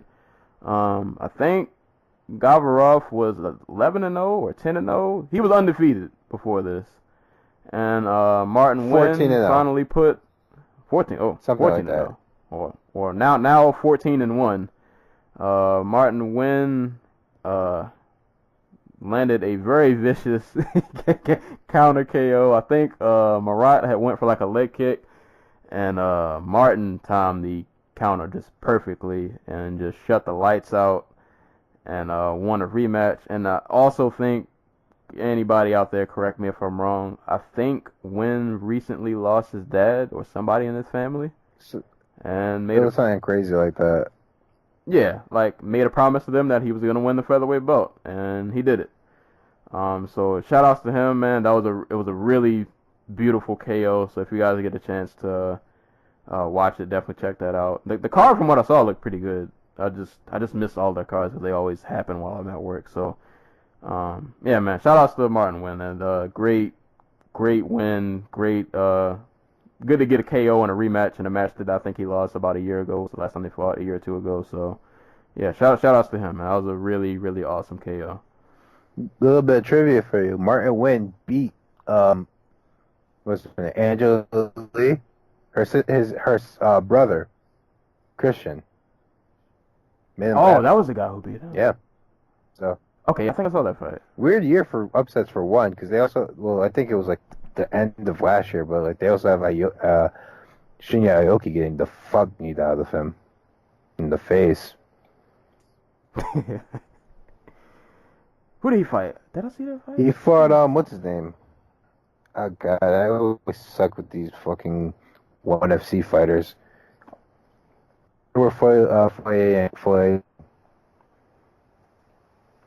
Okay, I think I saw that fight. I think I did. But yeah, they put on pretty good cards over there. Just they always happen at like 3 in the morning when I can't watch them. but my parting shot for so this year has been crazy for boxing retirements. We had the Vladimir Klitschko retired, Timothy Bradley retired, Juan Manuel Marquez retired, Shinsuke Yamanaka, and God, what was the other homie's name? Tim Bradley. Him too, but Shinsuke Yamanaka and the other dude. Was it Yamanaka who retired? Now I'm just freaking playing myself. Point being, a lot of dudes in boxing have retired this year. So my two shouts are going to go to one, Shane Mosley, who recently announced his retirement, and two, to Miguel Cotto, who is going to retire fighting the system when he goes to fight this Saturday against the McGregor Mayweather card. Thug life. He'll be fighting at HBO, and let me check really quick to see who he's fighting. Oh, he's fighting Yoshihiro Kamagai, the action journeyman type fighter. So, shouts to Sugar Shane Mosley and Miguel Cotto. Another two guys who are going to retire. Back when I was a casual combat sports fan. These were literally like two of the only like 5 or 6 guys I actually knew. So it's crazy to see that they're retiring from the sport. Yeah, Shane was that guy back in the day too. Yeah. Like, yeah, man. And one of the only few people that can say they buckled Mayweather for a brief second. Yeah. And then, but hey, man, that's something. But yeah, definitely shout outs to those two. As far as things coming up, I mean, of course, as you guys will, whenever you guys hear this, we'll be 1 week away from Mayweather and McGregor. So, yeah, we'll definitely have a podcast discussing that. That's gonna be fun. I'm looking forward to it. I think the next UFC card, I don't have it pulled up in front of me, so I can't do the date. But Stefan Struve and Alexander Volkov. I want to say September 2nd. Yeah, it's not too far after. Not too far. Like after the Mayweather McGregor event, like MMA kind of starts kicking back up. We start getting some more fights. So it's like 2 days. It's like a week after the Mayweather fight. So it's like the Sunday after or something. But yeah, so that's going down. That'll be a fun, interesting fight between two of the tallest fighters ever. That'll be pretty interesting to watch. Bellator is on Friday. Oh yeah, the Njokuani and Korchkov. So that's happening. Speaking of fights happening tonight. Well, by the time you guys hear this fight will be done happened already. But who's Terrence Crawford fighting? Namibian boxer Julius Ndongo. So that fight's going down in about approximately 52 minutes.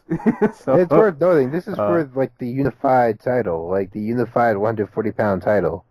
So the IBF, the WBO, the WBC, and the WBA belts will all be on the line. And it's on ESPN. It'll be the first time the belts have been unified since the man whose life is just completely spiraled out of control, Jermaine Taylor, was the unified champion after beating Bernard Hopkins. So that's going down. Yeah. And I've learned this year. I wasn't familiar with Terrence Crawford before, but this year has taught me that this man is he's nasty. he's definitely nasty. So yeah, I'm looking forward to that fight. So yeah, that's pretty much all coming up. So definitely be on the lookout next week for post Mayweather McGregor shenanigans. Oh wait! I just remembered something. I'm sorry. Invicta FC 25. When is that? Oh, it's August 31st. Okay. For some crazy reason, I thought it was next Saturday. Nah, close enough. Who's headlining? It will be Yana Kunitskaya versus Raquel Palalui, Livia Hannah Souza versus Janaisa Moradin. I think that's the woman who Hannibal Buress paid to have like, all pictures on her shorts, his face on her shorts. But she couldn't make the date because like visa issues. So whatever. Shout out to Paula That's a title fight, isn't it? It might be, yeah. Yeah, shout out to her. I feel like she's been in the game for a while. She's not somebody I thought I would see fight for a title, but she has been steadily making improvements since I was like Tough. Was she on Tough? Like the first season of Tough for like I think she was. Yeah. So shouts to her. Yeah, man. Yeah, shout outs to her. So yeah, a lot going down. And quick note before we close. I'm still waiting to hear from iTunes about getting the podcast on iTunes, but until then, of course, we're on SoundCloud, which, as far as I know, I think isn't dying or going down the tank. So I guess SoundCloud will still be a thing, at least for now. So still on SoundCloud, still on YouTube. Recently, we are on Google Play, so you can listen to us on that. I'm really hoping for the iTunes thing. I'm really hoping for that. But till then, if you guys could, man, if you listen, if you're one of the few listeners, man, like, share, definitely comment. Definitely share. Yeah, man. Can't stress that enough. We need views, man. We need My views. children are going hungry. Right. Remember the speech, man. You don't want us back in the streets. You don't want us quitting the podcast and Dude, I will sell like crack to your children out of spite. like it can get real, man. So yeah, man. If you like combat sports, just share. Just click the share, man. Send it to somebody who will appreciate it, and definitely comment. Would love to talk to you guys. But yeah, man, just spread the love, man. Spread the love. If you don't spread love, we'll spread crack. Exactly. So do the right thing. Be a good person. But we've hit the 2-hour mark. We covered a lot. Lots happened. A lot more will happen. So be on the lookout. And as always, anytime people are being kicked and or punched in the face, we'll be there to talk about it. And hopefully we will catch you guys soon. Peace.